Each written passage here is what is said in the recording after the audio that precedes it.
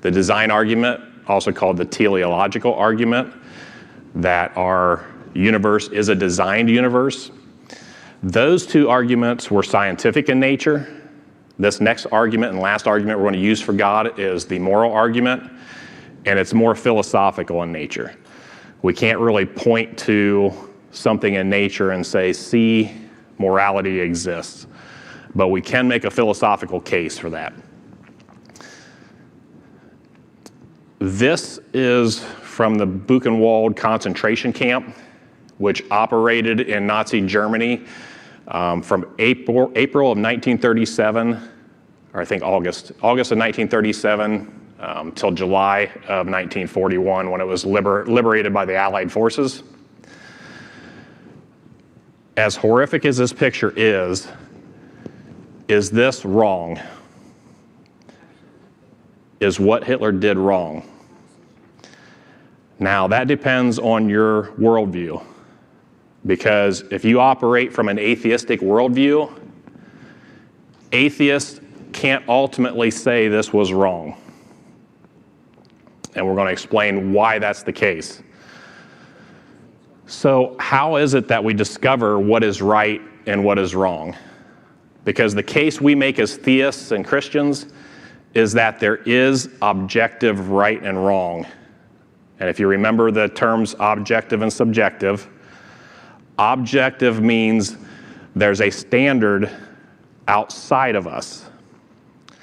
It's not I like chocolate or I like vanilla. There's a standard that exists outside of us that tells us what is right and wrong. Atheists they have to use nature, and they have to resort to nature to explain where morality comes from. So this is a good example of how to determine whether something's right or wrong. We have two maps here, map A and map B. If I were to ask you the question, which map is a more accurate representation of Scotland, who can tell me the answer? A. Okay. How do you know? Because I read maps. Okay. What is it that you need in order to be able to determine which one's the more correct version? You need the actual map of Scotland. There has to be a real unchanging Scotland that you can point to in order to tell if map A or map B is more accurate. Because if there is not a real unchanging Scotland, that question of which one's more accurate is meaningless. There's no way you can tell, and nobody could make a case for it without the actual map. Because what you're doing is you're referring to the map, the original map, and you're comparing it to that original map to determine which one's more accurate. So, when we're trying to determine right and wrong, was Hitler's life a correct way to live, or is Mother Teresa's life a more correct way to live? How do we weigh that? How do we measure that? Same thing as the original map of Scotland. We need something outside of Hitler and outside of Mother Teresa that we can point to and compare it to. And as Christians, we know that that is God's unchanging moral nature. That's the standard for right and wrong. So, if all we can do without that unchanging standard, all we can do is look at Mother Teresa compared to Hitler, but still you can't say they're better or worse.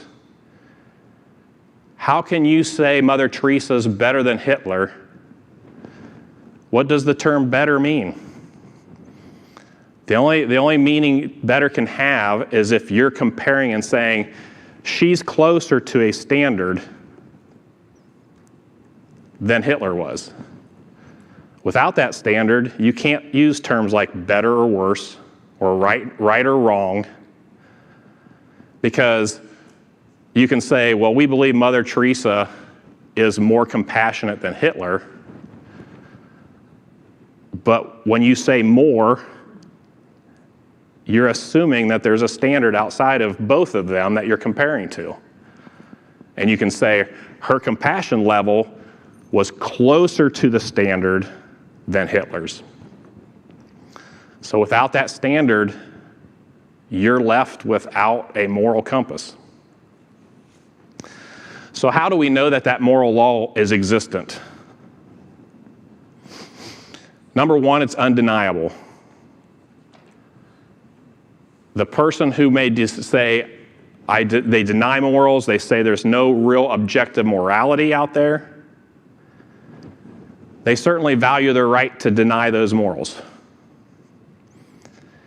And to prove your point, if you're ever talking with someone that says there's no objective morality, there's no ultimate right or wrong, there's no ultimate values, all you have to do to prove your point is tell them to sit down and shut up, that no one wants to hear their opinion. Okay, that's not the Christian way to do it. But you make your point because as soon as you would say that to them, what's going to happen? They're going to rise up and tell you that they have their right to their opinion and the way you treated them was wrong. So they start using language, they start using moral language that they can't justify. So we know it by our reactions.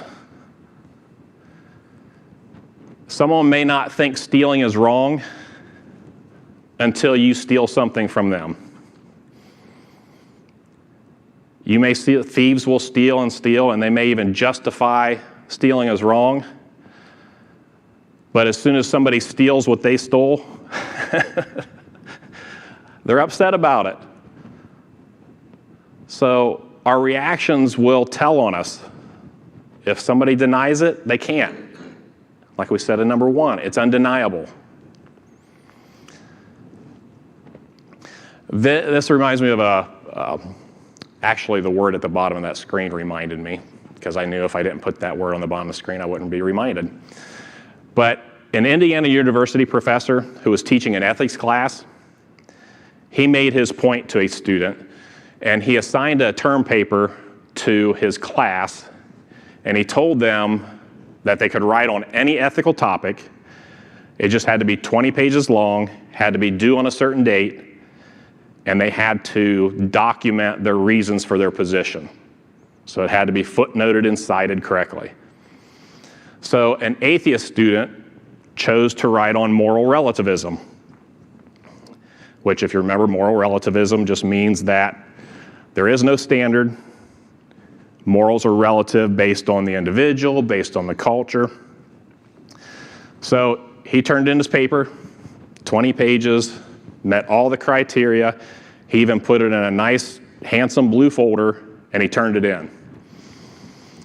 The professor read the paper, thought it was very well done, but he put F at the top of the paper, and under the F, he said, "I don't like blue folders," and returned it to the student. Well, the student got his paper back, stormed into the professor's office, and said, "Hey, this is not fair. You can't give me an F because you don't like blue folders. You have to grade my paper based on its merit and the criteria you set up. This is unfair." And the professor said, "Now, excuse me," started sorting through his paper, and he said, "You're the one that said that there is no right and wrong, there's no just or unjust, that all morality is just subjective." And he said, "I don't like blue folders, you get an F." And the student's light finally went on, and he realized his position wouldn't hold. So our reactions will give us away. Third, without a moral law, an objective moral law, there's really no human rights. Our country was founded on the moral law. When The signers of the Declaration of Independence said all men are created equal, are endowed by their Creator with certain unalienable rights. They were appealing to natural theology or the natural moral law, something that applied to all individuals because it was granted by God. No matter what they believed, they were still had dignity because it was given to them by their Creator. In fact, the moral law had to be appealed to when when the Nazi war crimes, the Nuremberg trials, when the Nazi criminals were convicted and tried for their war crimes. They had to appeal to the natural moral law. Because what was the problem they faced? They couldn't convict them on German law because they weren't violating German law. And they couldn't convict them on the laws of any other country because they were not under the laws of the other countries.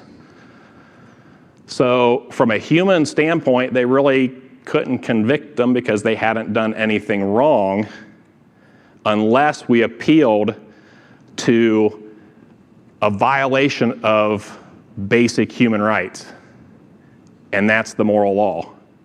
They had to appeal to something above any country or nation, and that was the natural moral law. And that's how they convicted them. Also, without the moral law, we could not know justice or injustice. There would be no way to measure moral differences. So like we said with Hitler and Mother Teresa, how do you determine which one's right or wrong unless you're pointing to something above them?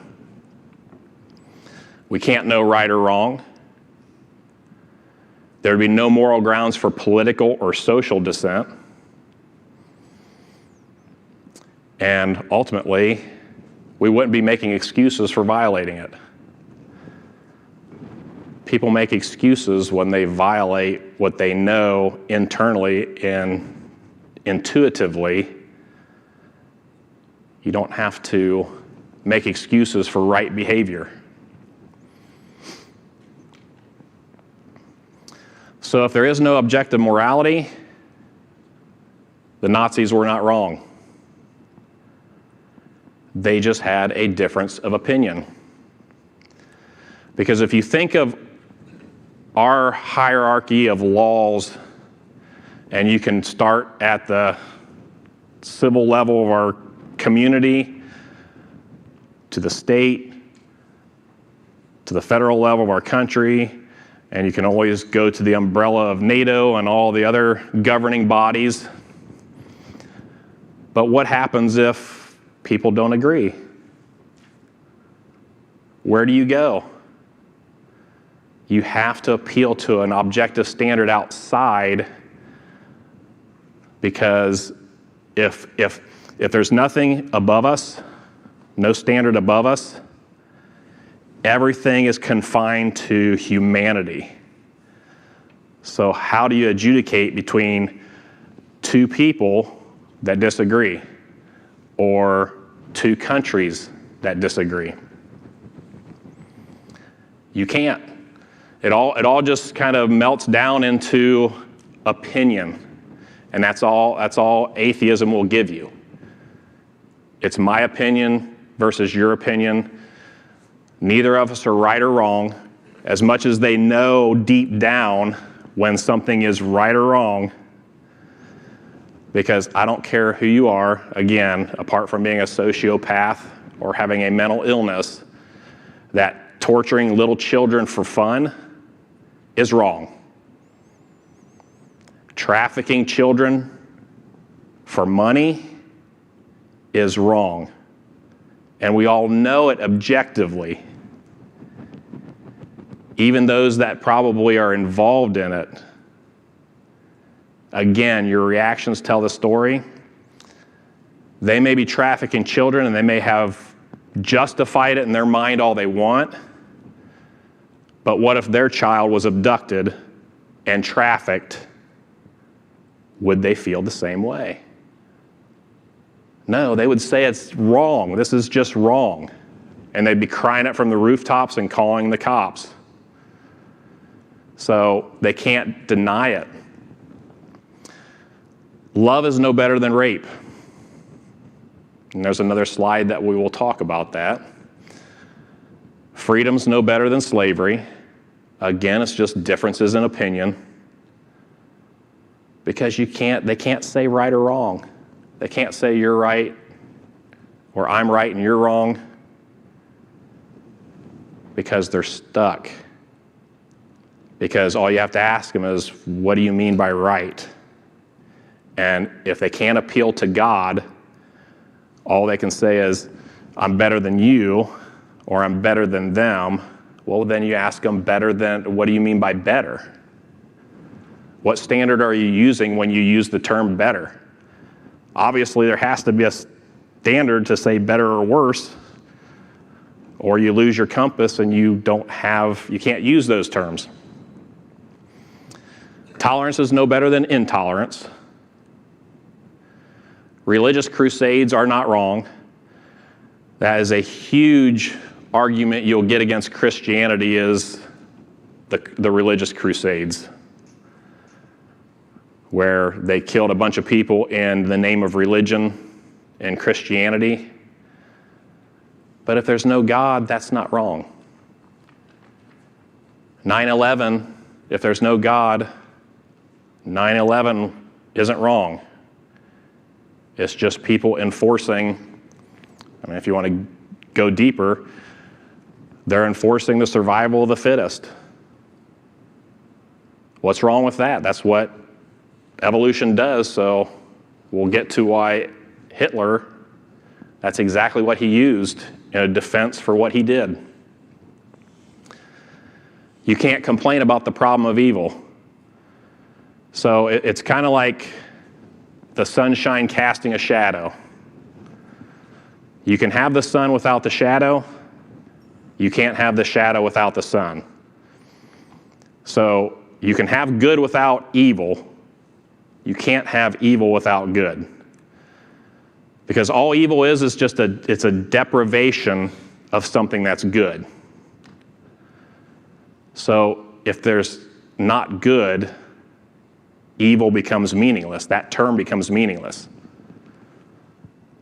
Because when you say something's evil, it's because somebody's not living up to what we know is good. So it's kind of like rust on a car.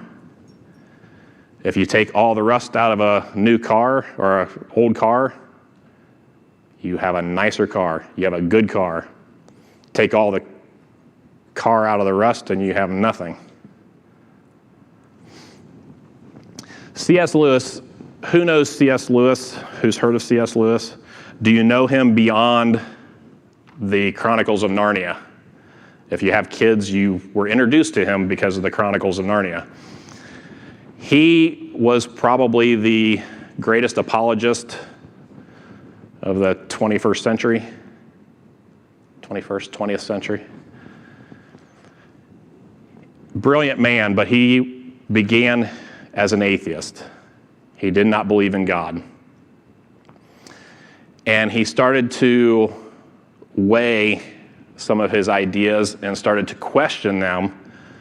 And the moral argument was actually one that caught his attention, was pretty critical in helping him overcome his atheism, because he started to ask, well, when I say something's unjust or evil, where did I ever get that idea in the first place?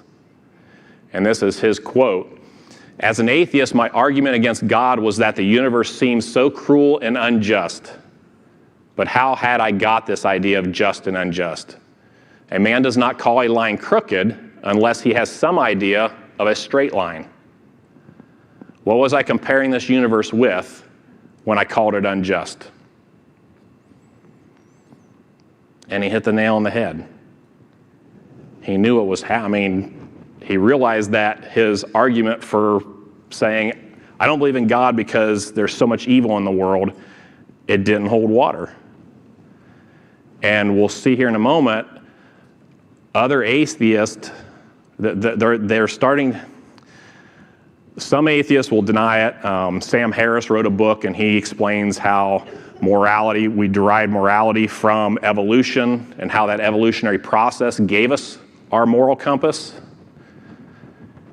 It ends up being empty because you don't get morality from chemicals and natural. I mean, there's nothing moral about the bark on a tree. It's not moral or immoral. Morality is an obligation to persons, between persons, and ultimately between us and God, which is an argument for why God is a person and is a personal God.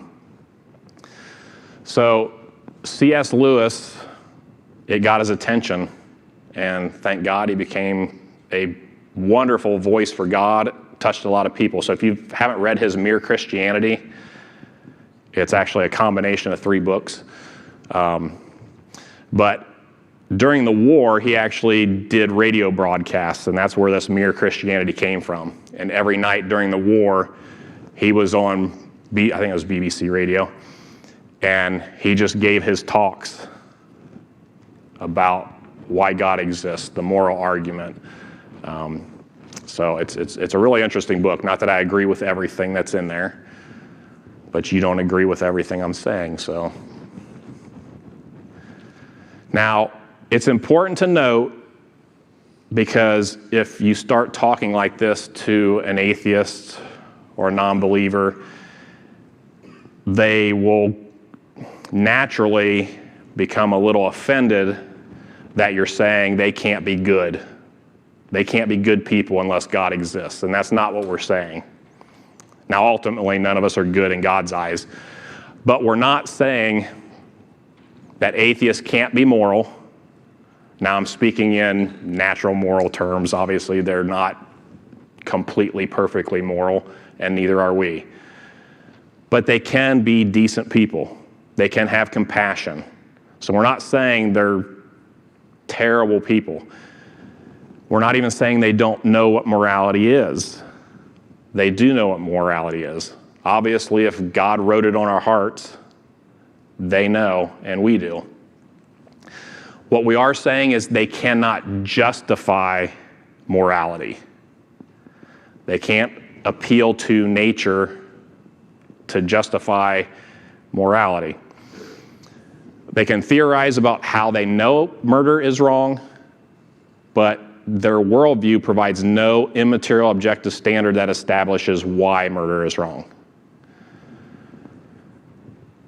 All they can appeal to is the evolutionary process that says, well, murder became wrong because when you had a pack or a tribe, if you started murdering your own people, you became less in strength and had less ability to survive.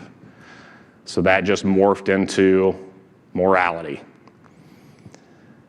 The problem is when a cheetah kills an elk, or, well, I guess cheetahs and elks don't, well, maybe there are elk over there. But when a cheetah kills, what's the other little deer-looking thing? What? Antelope, that's what I'm thinking. So when a cheetah kills an antelope, they didn't murder the antelope, because there's no moral obligation between the two. So this is important. I'll make this distinction. This is a little deeper than I would typically go. This is a difference between what we call epistemology and ontology. Epistemology is just the study of how we come to know things. Ontology, on the other hand, is being in existence, studying something that is or that exists. So you can know things without having the explanation of why it exists. An example of this would be mathematics.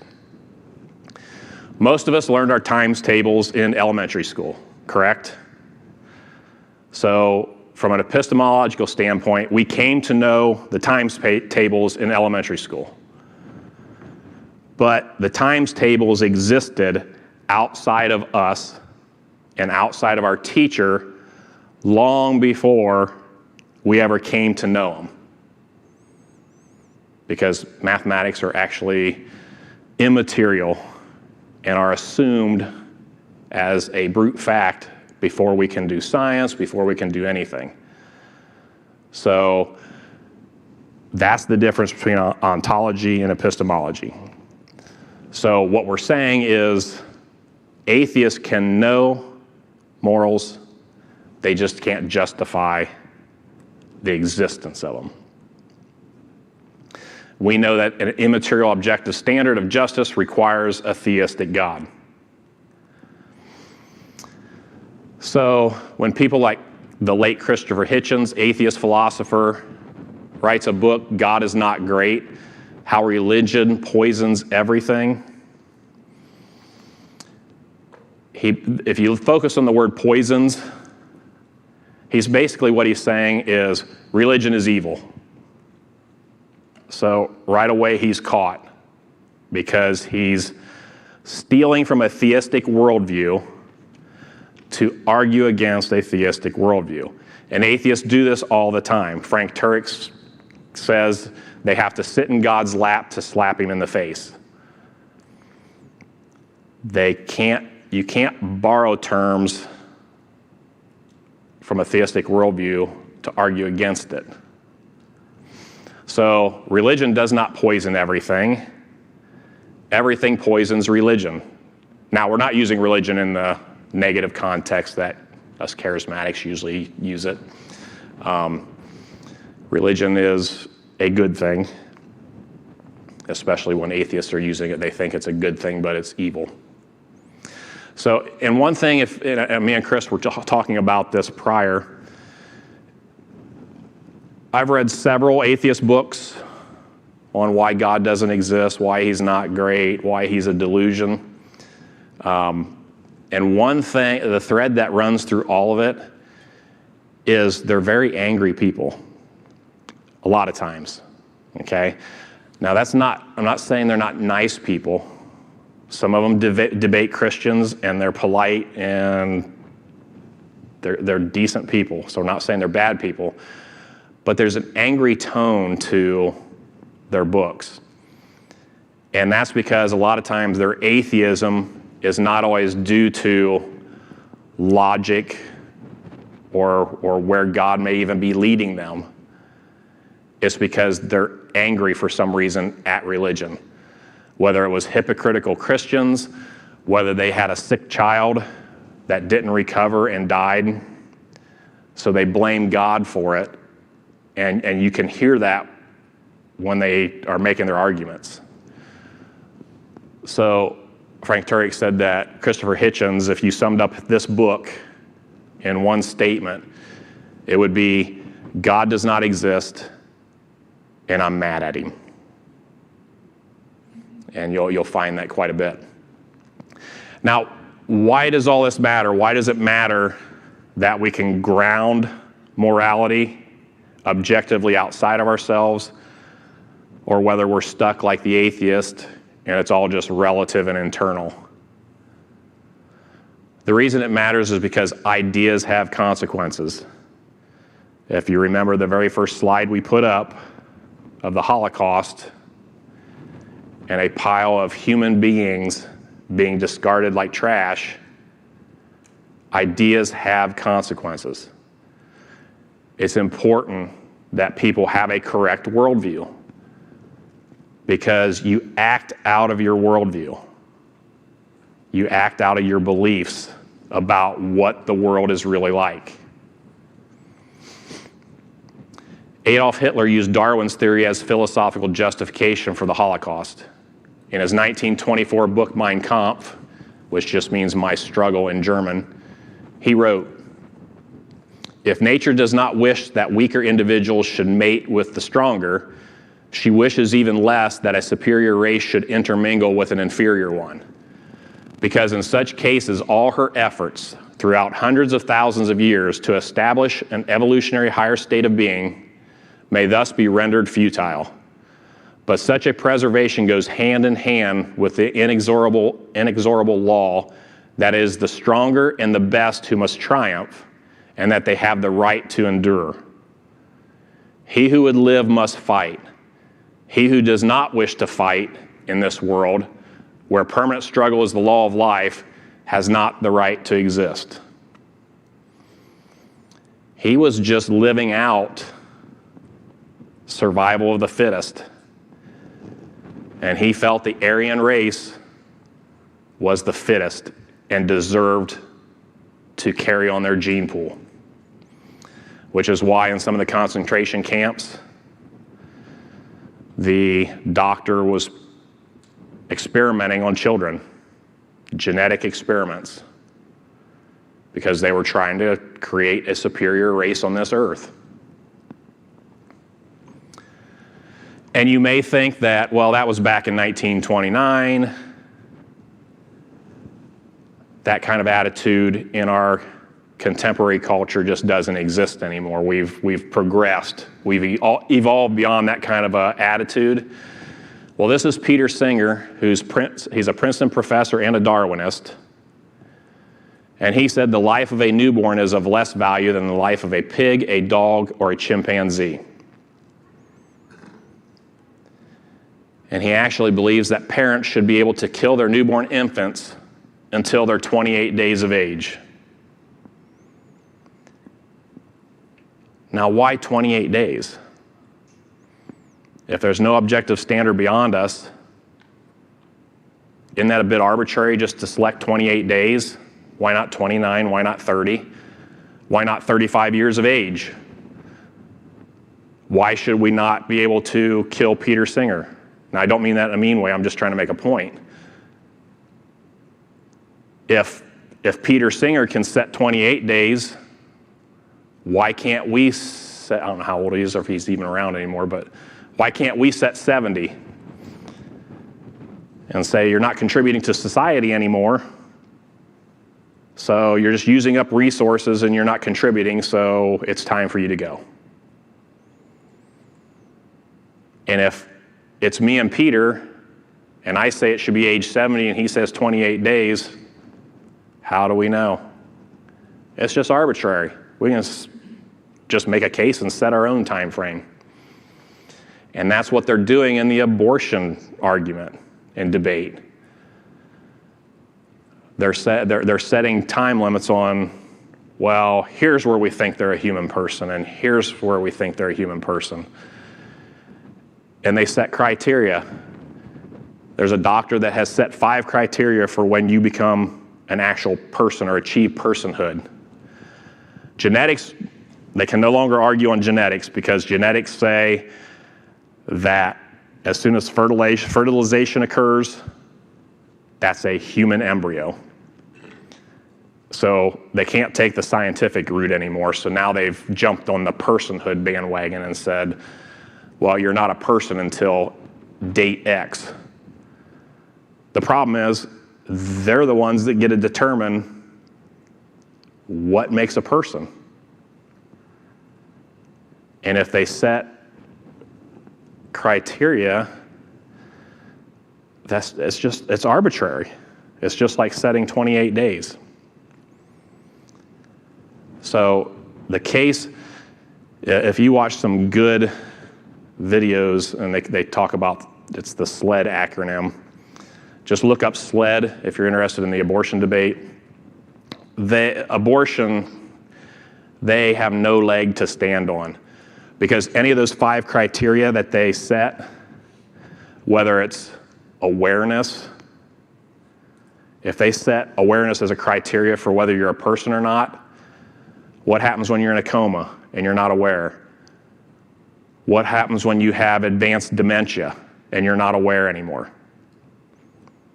So any criteria they use to set standards for abortion, you can just say, well, that can happen when you're 75 years old or 85 years old. You know, they use dependency as a criteria because they're dependent on their mother. Well, so are toddlers. And So are people with dementia. They're dependent on people to take care of them again. Does that mean that we can just kill them? In some countries, it's coming to that, where they're making cases for why the elderly should not be around anymore. This is James Rochelle, and he's the author of the book, Created from Animals, The Moral Implications of Darwinism. And in speaking of the mentally handicapped, he writes, "What are we to say about them?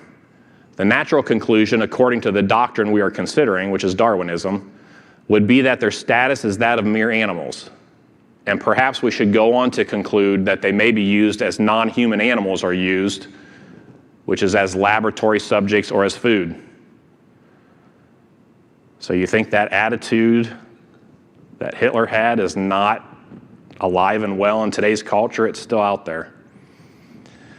Randy Thornhill and Craig Palmer wrote a historical essay about rape. And they commented that rape is a natural biological phenomenon that is a product of the human evolutionary heritage, just like the leopard spots and the giraffe's elongated neck. Now, if you can appreciate anything here, it's horrible. I mean, it's horrid that these thoughts are out there. But if you can appreciate something, they're being honest to their worldview. Because if there is no God and evolution, all we have is evolution to explain how we got here and how we got our morals, that is an absolutely true statement. Because it was just a natural process that nobody had any control over, then yes, rape is no different than how the giraffe got its long neck or a leopard its spots. So we can appreciate the honesty. However, this is what you get if there is no God. And atheists like Sam Harris, they don't like that. And that's why he wrote a book on how he explains where morality came from, because he's not willing to make statements like that. So he has to justify it and come up with an answer. Well, that's all they have is natural answers. So we're completed our part of, does God exist? And we've given 3 very good arguments for why a theistic God exists. If you remember the cosmological argument from the beginning of the universe, and from that, we've come to the fact that there's an immaterial, timeless, and spaceless being. It's a cause that's extremely powerful because it created everything out of nothing. The design argument gave us an extremely intelligent being that has purpose, and the moral argument gave us a being that's absolutely morally perfect and is personal. So, without appealing to the Bible at all, so before we even go to Scripture, we come to an immaterial, timeless, and spaceless, extremely powerful, extremely intelligent being with purpose that's absolutely morally perfect and is personal. Sounds familiar. Sounds like the theistic God of the Bible, which we'll get to that. Right now, we just know that there's a being out there with those attributes. So, you remember this chart, that there are 3 basic worldviews. Theism, which says God made it all. Pantheism, which says God is all. And atheism, which says no God at all. So, from all those arguments, we can now say that pantheism is not true, and neither is atheism. Now, we wouldn't say that some of those religious organizations like Buddhism and Hinduism, we're not making the claim that they don't say true things. If they say love is the golden rule, we can agree with that. So we're not saying they can't say anything true, but as a worldview, based on if our reasoning is sound and our evidence is sound, we can say that their worldviews are false. So that leaves us with the three theistic religions of Judaism, Christianity, and Islam, and we can rule out Hinduism, Buddhism, New Age, secular humanism, Mormonism, polytheism, Wicca, Confucianism, and Taoism. Now, the Mormons will say, why are we included in that list? That's because Mormonism is polytheistic. It's not one God, because their mantra, whether they'll say it or not in public, is, as we are, God once was, and as God is, we may become. So their religious beliefs are not one God. There are multiple gods, because we all can be one. So, how do we determine which of those three is the correct worldview?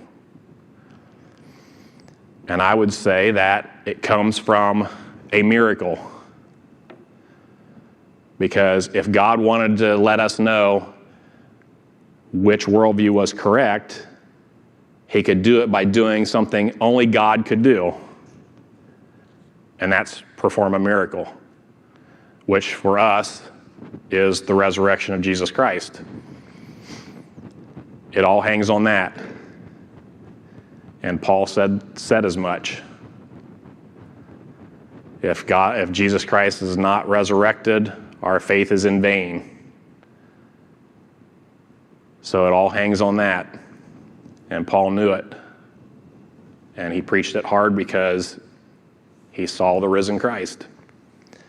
But before we can go to resurrection, we have to ask ourselves the question, are miracles even possible?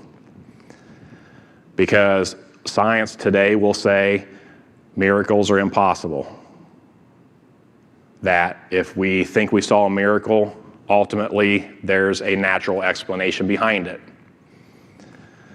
The problem is there are tons and tons of miracle claims, some documented evidentially, that the scientific community, meaning the doctors that were involved, cannot explain. Now, they may say, well, just give us more time, we'll explain it later. Well, that's a faith position. So, next week we're going to talk about are miracles possible, because a late philosopher, David Hume, he made an argument that is still used today of why miracles are not possible. So we will address that next week. Anybody have questions on anything? Wonderful. Well, anytime you guys have questions, feel free to talk to me. You can email me, whatever. But if you don't have any questions, we will see you, and we will be here next week, even though it's the day before, unless there's a problem with that. It's the day before Christmas Eve. No, I just have a comment. Okay. Excellent. I really appreciate it. Oh, thank you. Very good. Well, thanks for coming out.